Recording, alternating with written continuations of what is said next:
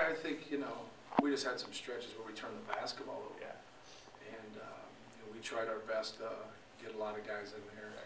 And at times when you are trying to get some guys some experience, it supersedes the mix of guys you have in there. And so, you see with us, those guys like Jawan, the guy you play with Jawan, it helps, if he can pass the basketball and he's a skilled guy, because it offsets some things, and it really helps him.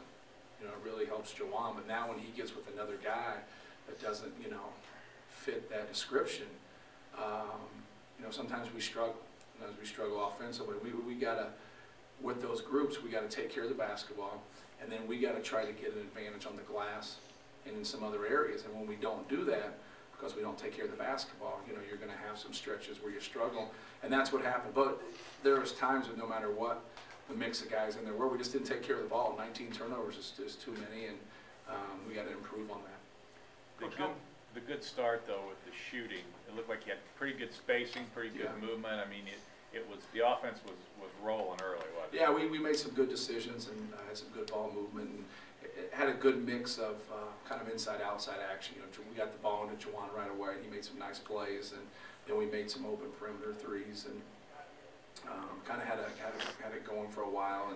And when that happens in a regular setting in the games, you don't want to mess with that flow. Right. And obviously, I messed with that flow, and we didn't play as well as we went on. But it's part of it. It's part of learning. It's part of getting better. And sometimes you got to have them sit in it. And just kind of grind it out from there, and continue to try to help them through those bad spots. Coach, how important was Jawan's decision-making tonight? It looked like he was a lot more assertive than he was the other night against Valparaiso. How much of a point of emphasis was that between that game and this one? Well, I thought, he made some shots early that helped his confidence, and, didn't allow them to double him, quick. And sometimes when you spread people out, they're going to, their trap is going to take longer to develop. And now you'll be able to see it. When they can really shrink the defense and it's a quick trap, now it's not as, it's not as open. He doesn't see as much.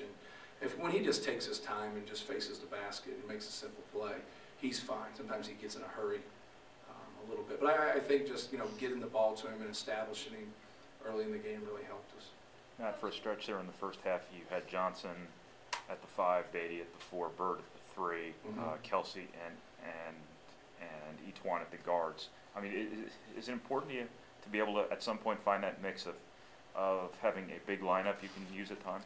Yeah, it's just like you'd have a lineup that we've used, with a lot of quickness and really try to apply defensive pressure. Now when you play, a bigger group, you're not going to be able to extend in pressure quite as much, but you can still keep people out of the paint and, and try to use your size. So we knew we were going to try to play a lot of different lineups in this game and really experiment with things. And it'll be interesting as we watch the tape, what works, what doesn't work. But like I said earlier, when you don't take care of the basketball, sometimes they don't give them enough time to see what works on the offensive end. Coach, can you just talk about the performance on the defensive side? Even North Florida's coach came in here and said, you guys are the best defensive team in the country, one of the best. He's giving you a lot of credit. Well, that was nice of him to say that. We put a lot of time into, the defensive end of things, and at times we make strides, and I feel you're getting better. And I don't think as a coach you're ever going to be pleased with what you put time into, whether you're an offensive coach, defensive coach. And we try to hang our hat on the defensive end of things, and we got to continue to make strides in that area. And I think we can, at the end of the day, be a good defensive team. I think he's probably comparing, the teams they've played early in the season. But, it is something that when the ball doesn't go in, it can be a constant. And we need that to be a constant along with rebounding. Lewis, again, I mean, the other night, second half especially, he was really good at Valpo. And I had 6 rebounds, 8 assists, 2 turnovers, and was active. Even during that stretch when you were struggling a little bit, he continued to seem like he was dialed in pretty good. Yeah, Lou had a lot of energy and really helped us. Played a very good floor game.